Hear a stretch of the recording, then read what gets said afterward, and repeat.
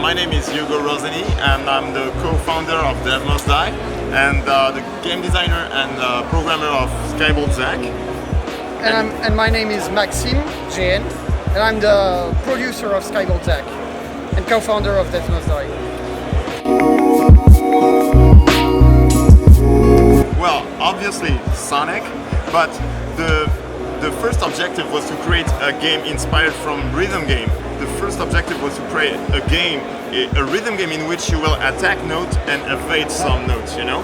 And with prototyping, we arrived to that. Slug, Mega Man, Shoot 'em up. Yeah, all that kind of gave you love, you know? Oh, that's easy. It's called Beatmania 2DX. And I'd say pop and music. Yeah. We wanted the game to appeal to several kinds of people, but I guess people who grew up with Mega Man, with Sonic, with Mario, you know, they're in their 30s, like us right now. They like platformers and they like action games, but it's also different from all of these games. So I think people who like new experience, but want something dynamic and arcade feeling. Yeah, and obviously the speedrunners. Yeah, and speedrunners too. Guys like, you know, Super Meat Boy, Celeste. Yeah. You definitely gotta try this out. Level design is one of them, and how to handle the colors and everything in the graphics, because it has to be very easy to read because the game runs at high speed, and also it has to look, well, to look cool.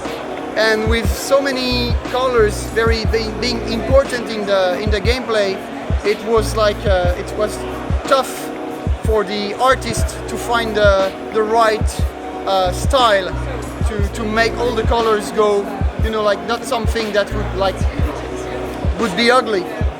And level design is also very hard to do because of the different routes, managing the difficulty.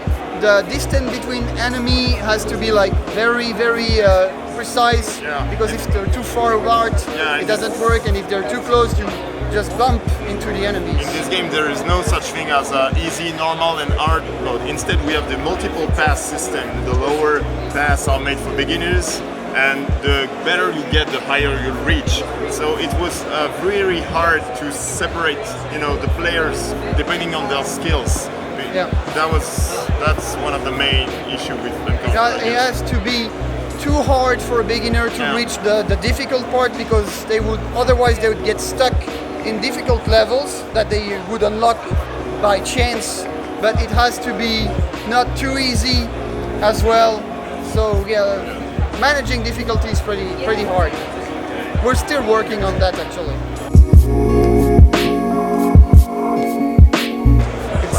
Yeah, that's really tough because it's really very different from any other games we played.